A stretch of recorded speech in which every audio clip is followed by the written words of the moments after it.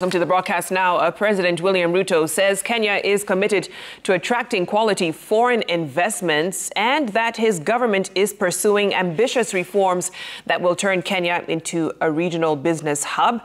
Despite the recent spike in fuel prices back at home, the head of state was wooing American tech companies during an investment forum and engagement at the Silicon Valley in San Francisco, the U.S.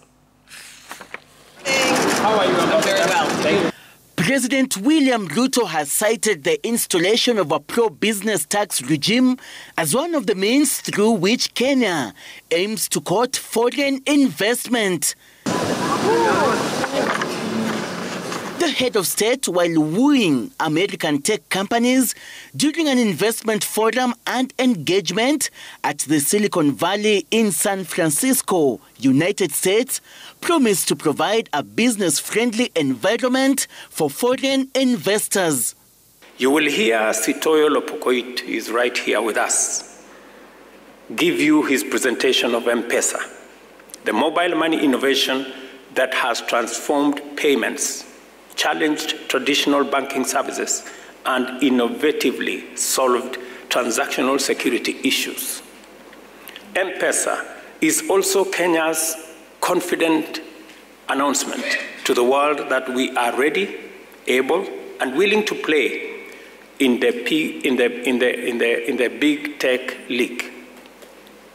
M-Pesa has over 50 million customers in 7 countries, is involved in 70% of Kenyans' transactions, powers over 5 million businesses, and catch this, 59% of Kenya's annual GDP flows through M-Pesa.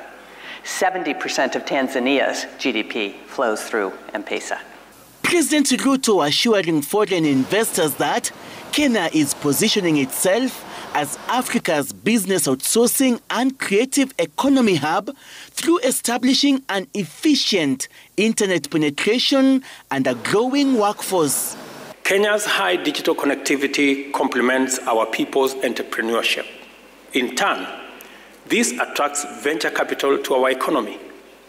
This is why Kenya defied a global slowing down of venture capital to record Africa's strongest growth in funds raised. According to the funding tracker, Kenya emerged second in venture capital funding, tying with Nigeria, whose population is 4 times ours, and handily beating Egypt and South Africa.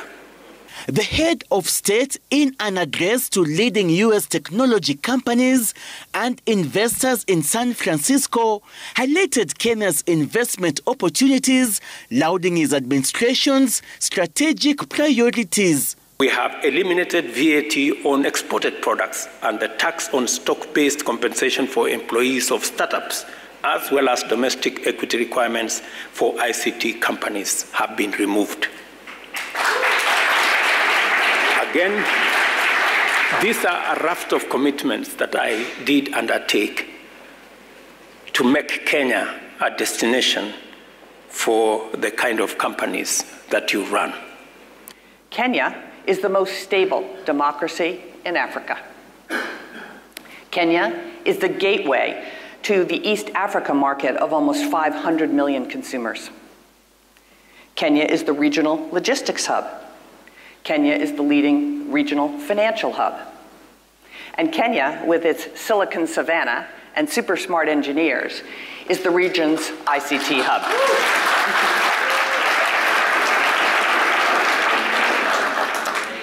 Kenya is a leading destination for foreign direct investment and venture capital.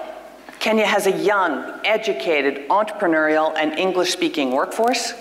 And as I said, Kenya generates over 93% of its energy from renewable sources. But even as the president continues to woo American tech companies, his government faces a backlash over high taxes effected through the Finance Bill 2023 and plans to levy even more taxes on a population that is already burdened by high cost of living and additional taxes. The recent spike in fuel prices has aroused public anger, with the ripple effects spreading countrywide. Seth Olale, Citizen TV.